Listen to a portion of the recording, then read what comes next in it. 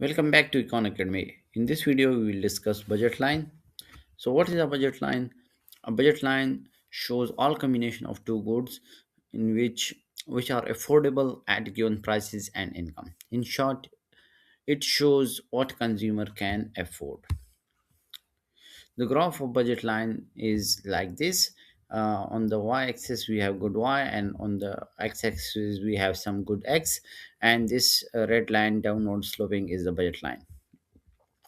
Points on the budget line shows that full use of income, and points inside the budget line are affordable, but the income is not fully used, and points outside the budget line are not affordable.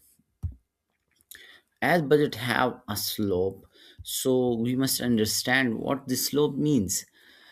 The slope of budget line represents opportunity cost of choosing one good over another. It is calculated as the of the negative ratio of the price of two goods. Uh, it assists consumer in evaluating trade-off in economic decisions, clarifying available choices and necessary sacrifice. Now, as we understand what is budget line, so we must understand how the budget line shifts.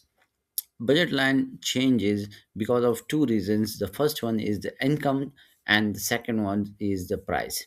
So if income changes, let's suppose if income increases, then the budget line will shift outwards, and if income decreases, then the budget line will shift inwards, and both the shifts will be in parallel direction.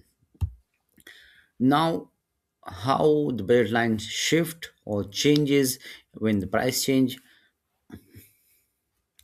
So let's suppose if the price of good x increases, then it will shift inwards, and the y-axis will remain the same. And if the price of good x decreases, then it will shift outwards, and good y will be the same. So income changes cause us parallel shift of the budget line, while the price change cause rotation of the budget line. Together, they determine the consumer choices. This is how income and prices control what consumer can buy. So this is from today. See you in the next video. Bye for now.